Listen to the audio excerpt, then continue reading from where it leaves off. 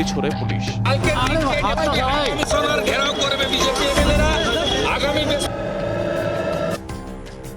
আসসালামু আলাইকুম সবাইকে। আজকের ভিডিওতে আপনাদের সবাইকে স্বাগতম।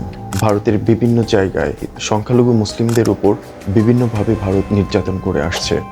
তাদের দিয়ে জোরপূর্বক জয় শ্রীরাম বলা, ধর্মীয় রীতিনীতি পালনে বাধা দেয়া, এমনকি ঐতিহাসিক বাবরি মসজিদকে ভেঙে রাম মন্দির করার মতো জঘন্য ঘটনাও ভারতে অনেক রয়েছে। বর্তমানে ভারতের উত্তরপ্রদেশের সম্ভলে একটি মসজিদকে কেন্দ্র করে মুসলিমদের উপর পুলিশ বাহিনী হামলা করে। সম্প্রতি মসজিদটির ইতিহাস জানতে সমীক্ষার নির্দেশ দেয় ভারতীয় আদালত। ভারতের মোদী সরকার যে ধর্মকে পুঁজি করে তার রাজনৈতিক দল পরিচালনা করে, ইন্ডিয়ান ফেমাস ইউটিউবার ধ্রুব রাঠের কয়েকটা ভিডিও দেখলেই আপনারা সেটা বুঝতে পারবেন। अरे हम तो फकीर आदमी हैं, झोला लेके चल पड़ेंगे जी। लेकिन पूरी दुनिया में आपने ऐसा कोई फकीर देखा है जो 1,40,000 का चश्मा लगाता हो, खुद घूमते हैं 12 करोड़ की मर्सिडीज में, मतलब भिक्षा मांगकर यहाँ पर फॉरेन टूर भी कर लिए और डिजिटल कैमरा भी खरीद लिया डिजिटल कैमरा के रिलीज होने से पहले। और नरेंद्र मोदी अपने आप को गरीब ही नहीं, बहुत गरीब परिवार का बताते हैं। मित्रों, मैं बचपन में रेल के डिब्बे में चाय बेचता था। वाह क्या फकीरी है। वो भगवान है हमारे, हम उनकी पूजा करते हैं। सच तो ये है दोस्तों कि ये लोग हमारे हिंदू धर्म को ही तोड़ने मरोड़ने लग गए अपने नफरतखोर एजेंडा को फैलाने के लिए। ভারতের মোদী সরকার এখন তাদের জঙ্গি গোষ্ঠী এজেন্ডা ইসকনকে দিয়ে বাংলাদেশের ভাবমূর্তি নষ্ট করার জন্য নীল নকশা তৈরি করেছে। সরকারকে শক্তিশালী করার জন্য জঙ্গি সংগঠন ইসকন প্রধান চিন্ময় কুমারের এরকম উগ্রবাদী বক্তব্যে সারা বাংলাদেশে একটি অস্থিতিশীল পরিবেশ সৃষ্টি হয়েছে। তারপর যে পাটা জবাই করে খড়গ আছে না, পাটা জবাই করে ওই খড়গ দিয়ে এক সবাইছে এখানে। ওরা যে সত্যাযজ্ঞ চালিয়েছে আজকে আদালতের মতো সংবেদনশীল এরিয়ায়, ওরা ধর্মীয় দোহাই দিয়ে আর চলা যাবে না। এখানে যারা সন্ত্রাসী তাদের কোনো ধর্ম নাই, আমরা তাদেরকে সন্ত্রাসী হিসেবে চিহ্নিত করছি। এদিকে ভারতীয় মিডিয়াগুলো বাংলাদেশের বিরুদ্ধে মিথ্যাচার করে যাচ্ছে। এছাড়াও বিভিন্ন ধরনের সোশ্যাল মিডিয়া প্ল্যাটফর্ম যেমন ইউটিউব, ফেসবুক, টুইটারে বাংলাদেশের বিরুদ্ধে তারা বিভিন্ন রকম অস্থিতিশীল মন্তব্য করে যাচ্ছে।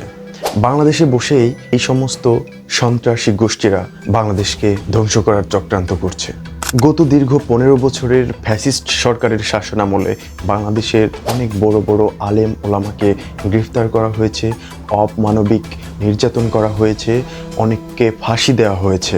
তাদের মধ্যে অন্যতম রয়েছেন সবার প্রিয় দেলোয়ার হোসেন সাঈদী। ফ্যাসিস্ট সরকারের বিরুদ্ধে ভারত কখনোই কোনো কথা বলেনি, ইসকন কখনো কোনো কথা বলেনি। যখনই ফ্যাসিস্ট সরকারের পতন হয়েছে তখনই এই সমস্ত উগ্রবাদী জঙ্গি সংগঠনগুলো মাথাচাড়া দিয়ে উঠেছে।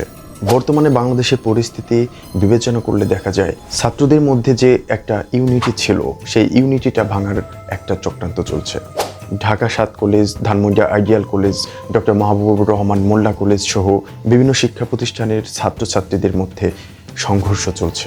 বাজার ব্যবস্থার দিকে তাকালে দেখা যায় নিত্য প্রয়োজনীয় মূল্যের ঊর্ধ্বগতিতে বাংলাদেশের সাধারণ মানুষ উদ্বিগ্ন হয়ে পড়েছে। গতকাল বাংলাদেশের বিভিন্ন স্থান থেকে বিনা সুদে লোন দেওয়ার প্রলোভন দেখিয়ে ঢাকায় গণজমায়েতের চেষ্টা করা হয়েছে। রিকশা চালকদের আন্দোলনের মধ্যে ছাত্রলীগের নেতাকর্মীরা উস্কানি দেওয়ার ঘটনাও আমরা দেখেছি। এরকম পরিস্থিতিতে একজন সাধারণ জ্ঞানসম্পন্ন মানুষ হিসেবে বোঝার বাকি থাকে না যে বাংলাদেশের বিরুদ্ধে কত বড় একটা চক্রান্ত চলছে। বাংলাদেশের সাধারণ মানুষের দৃষ্টি অন্যদিকে নেয়ার জন্য, সাধারণ ছাত্রছাত্রীদের মধ্যে একটা বিভক্তি তৈরি করার জন্য, বর্তমান সরকারের বিরুদ্ধে দেওয়ার জন্য এসব ঘটনা ঘটানো হচ্ছে।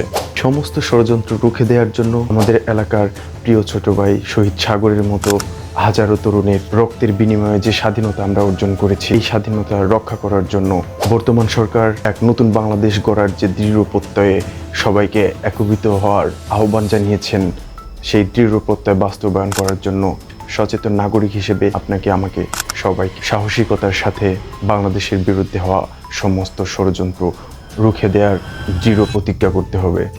দেশপ্রেমী সকল নাগরিককে এক হওয়ার আহ্বান জানিয়ে আজকের ভিডিও আমি এখানে শেষ করছি।